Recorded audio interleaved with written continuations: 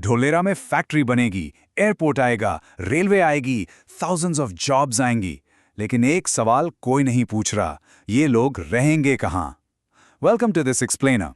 Today, we're diving deep into the human element of India's most ambitious Greenfield Smart City project. We're going to break down the strategic importance of Dholera's 11 freehold villages and really unpack how these specific areas are poised to become the actual living, breathing residential heartbeat of a massive global manufacturing hub. If you look at Dholera right now, you are literally watching a quiet, rural landscape transform into an absolute industrial behemoth in real time.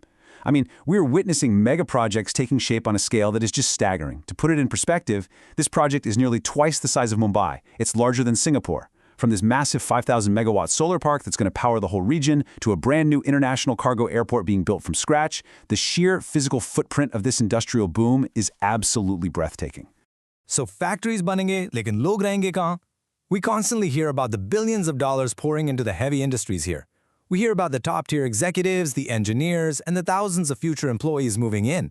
But here's the thing, an industrial city cannot function in a vacuum. It's the missing human puzzle piece, right? If you bring in a massive workforce, you absolutely have to have homes, schools, hospitals, restaurants, and vibrant communities to support them. Now you might be thinking, this just popped up overnight. Actually, it's been in the making for quite a while. The vision was first introduced way back in 2007 at the vibrant Gujarat summit. By 2011, it was officially launched, and they started pouring concrete for Phase 1 in 2016. But the milestone you really need to keep your eye on is 2026. This is when the very first Made in India microchips are expected to roll right out of Dholera. And as we race toward that date, the clock is seriously ticking on where this massive incoming workforce is actually going to live.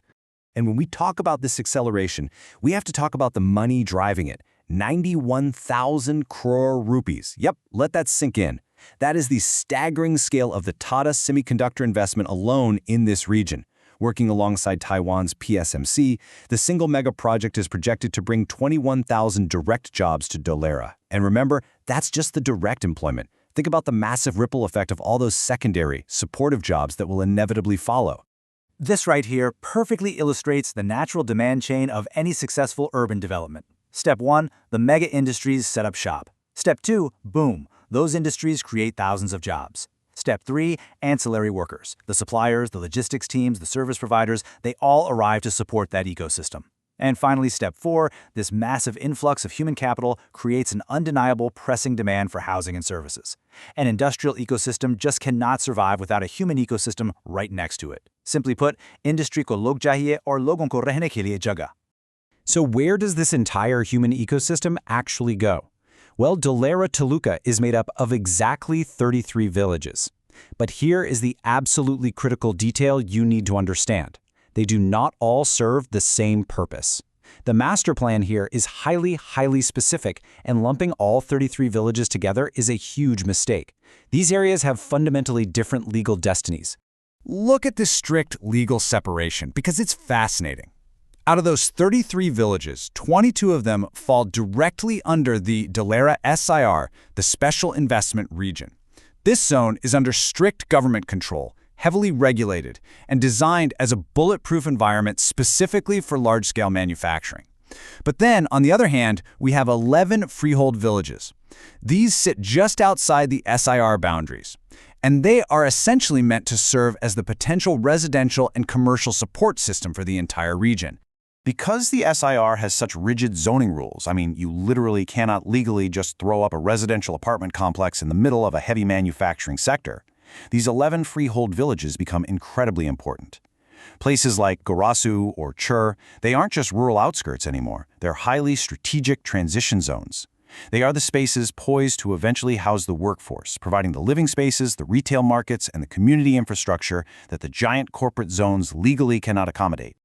And this is exactly why investors, real estate developers, and the future workforce are zeroing in on these specific 11 villages. This is the real bull case here. These 11 villages essentially hold a legal monopoly on private residential support for the immediate border of the SAR.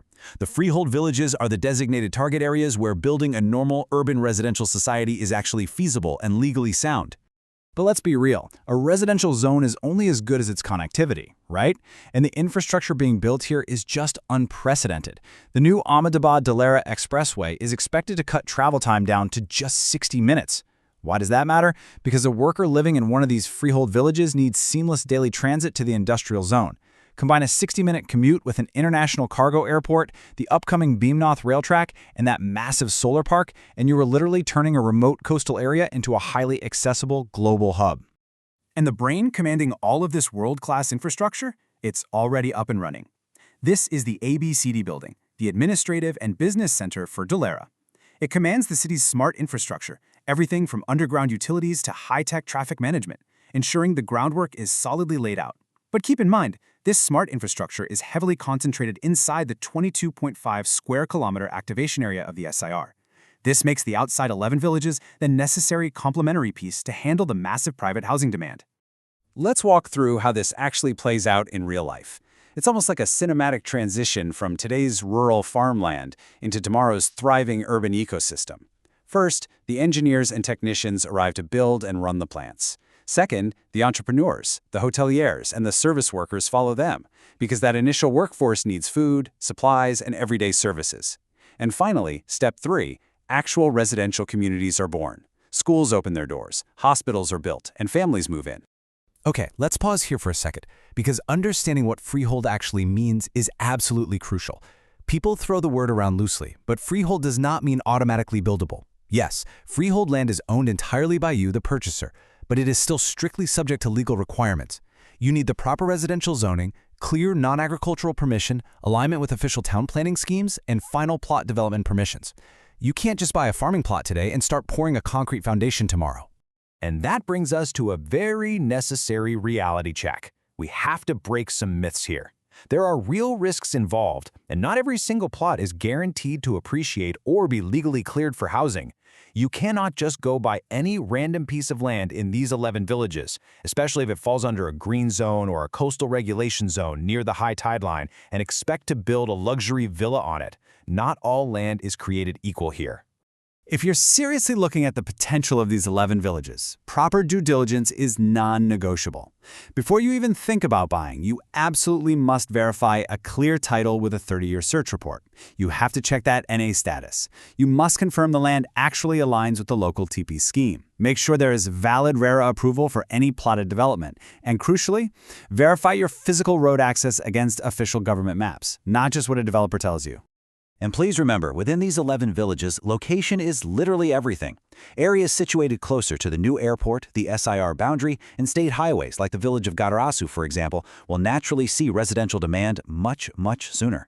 Conversely, if you're looking at properties 15 to 20 kilometers away, stretching further south towards Bhavnagar, those might genuinely take decades to see proper urban development. Strategic placement is just as important as getting the legal clearances. Zooming out for a second, when you look at the big picture, the evolution of these 11 villages isn't just some simple real estate transaction. It is about building the human foundation for India's answer to Silicon Valley. India's technological independence requires a highly functional human ecosystem, and that ecosystem firmly rests on the transitional zones of these very villages, securing the country's manufacturing future. Because at the end of the day, Dholera ki kahani sirf factories ki nahi, parivaron ki hai. This massive workforce is going to bring their lives, their kids, and their aspirations to this region. And it is these families who will ultimately turn a highly planned, concrete, smart city into a living, breathing, vibrant home. So as we watch the massive cranes keep moving and prepare for those very first microchips to ship out, I want you to remember this. Dholera की कहानी सिर्फ factories की कहानी नहीं है. Factory के साथ workforce आएगी. वर्कफोर्स के साथ फैमिलीज आएंगी. फैमिलीज के साथ स्कूल्स, हॉस्पिटल्स, मार्केट्स और होम्स आएंगे. और इसी ट्रांजिशन में धोलेरा के 11 फ्री होल्ड विलेजेस की इंपॉर्टेंस को समझना ज़रूरी है. Thanks for joining us on this explainer, and we'll see you in the next one.